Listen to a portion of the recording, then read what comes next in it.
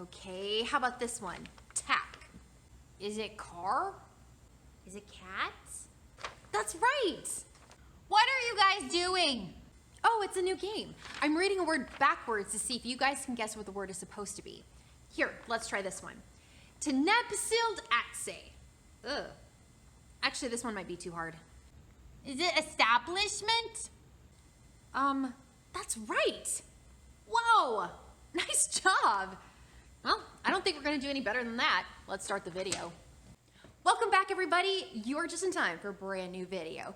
Now, the past couple weeks, we've been looking at the Sermon on the Mount, which is a sermon that Jesus taught on the side of a mountain that we find in the book of Matthew. Now, last week we talked about what Jesus meant when he told us to be the salt and the light of the earth. If you haven't seen that video, make sure you check it out. But this week, in another episode of Wow, Jesus, that seems totally backwards, we're going to be skipping ahead to a section where Jesus talks all about revenge. All right, we're here. Hi, Mr. Stark. Can I help you with something? I thought I heard you say you need something avenged. Oh, no. Oh, I'm so sorry. I was actually just saying we were going to be talking about revenge. I don't really have anything here that needs to be avenged, so. Oh, my mistake. Come on, fellas. Hook, one, smash! Come on, big guy. That was weird. Moving on, revenge means that if someone does something mean to you, you turn around and do something mean to them. You get them back. And we see it all the time in movies and in TV shows and in stories throughout history. Now, in the Bible, God actually tells his people that revenge is his job and that we shouldn't worry about it. But there was something that Jesus needed to talk about. Now, there's a phrase in the Old Testament that says eye for an eye. Now, when God said this phrase, what he was actually saying is if you're punishing someone for committing a crime, the punishment should be about equal to the crime. So, for example, if someone steals a loaf of bread, you may make them give it back or pay for it. You're not going to chop their head off. It was a way to remind his people to punish criminals fairly. But by the time Jesus came along, the religious leaders were saying, no, eye for an eye actually means that if someone does something to you, you can go right ahead and get them back.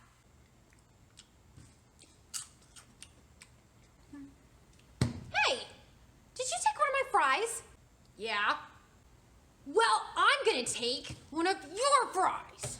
Well, I'm gonna take one of your fries. Well, I'm gonna take one of your fries. Well, I'm gonna take one of your fries.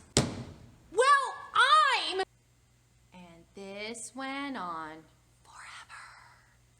Now, Jesus is saying not only should you not get people back, but you should offer to give them more than what they want. So if someone steals your cloak, give them your coat too.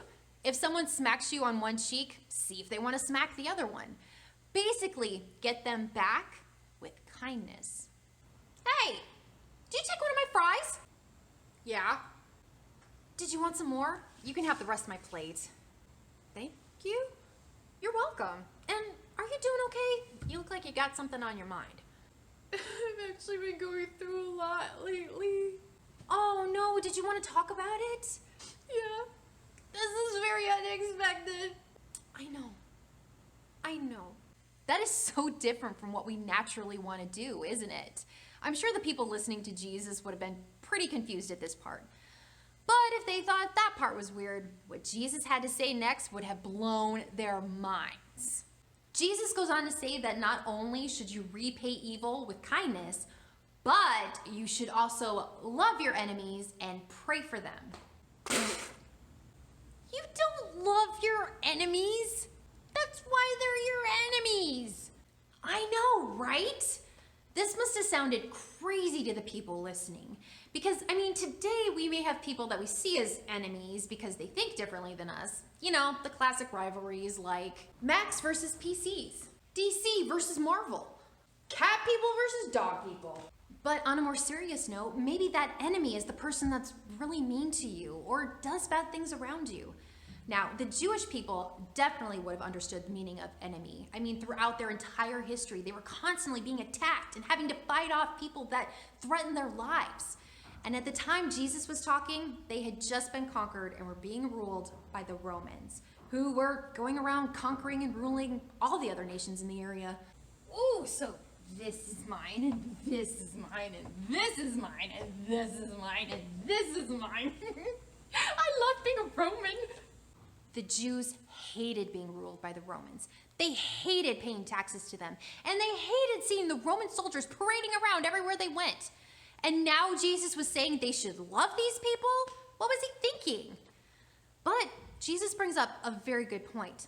There is nothing special about loving the people that think exactly like you and love you right back. Hey, do you like pizza? Yeah.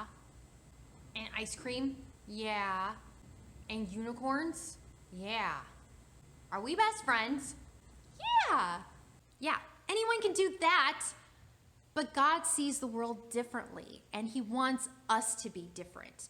And that includes loving the people that are hard to love. Hang on a second. I can't love them. I'm a Marvel person and they like DC. Okay, I'll make you a deal. You only have to love the people that God loves. Deal. So who does God love? Everyone. Oh, exactly. God's love is unconditional.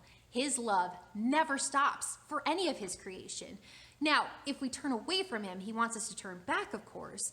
But even when we're doing things that break his heart, he doesn't stop loving us. And that includes the people that we see as enemies. And it's that kind of unconditional, amazing love that he wants us to bring to the world.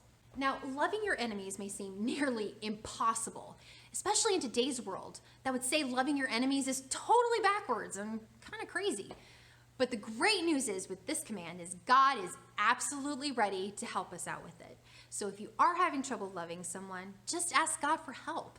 Pray and ask that he changes your heart and makes you start seeing that person the way God sees them, as part of his creation. And you know what to do now, friends. Turn to Matthew 5, verses 38 through 48, and read this section together as a family. Then discuss this whole loving your enemies thing and how you as a family can make sure that you're sharing that unconditional love with the world. So, what do you guys think about this idea? My only enemy is my older sister because she's evil, but I'll try. I've never been mad at anyone, so this is easy. Is he asleep? Yes. Yes, it appears he is totally asleep. Wow, he's really out too. You know what, I'll wake him up in just a minute, but first we need to find out who our verse challenge for the week is. So go ahead and meet me, pun totally intended, at Yoda's head. All right, friends, you already know how this works. Everyone who's posted a video of themselves saying the memory verse has their name put into Yoda's head, and I'm gonna choose one person to win a gift card to Zaltes ice cream here in town. So, should we see who our next winner is? All right, here we go.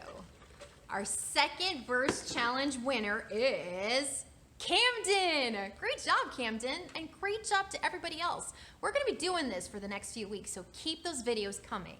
Your next verse is Matthew 5, verses 44 through 45a, just that first sentence. So let's see what you got, people. And make sure you check out this Wednesday for our Leader Spotlight, where we talk to first grade teacher extraordinaire, Miss Christina. I love you guys, and remember, until we meet here, keep being the church and loving people, even your enemies, there. I'll see you guys next time.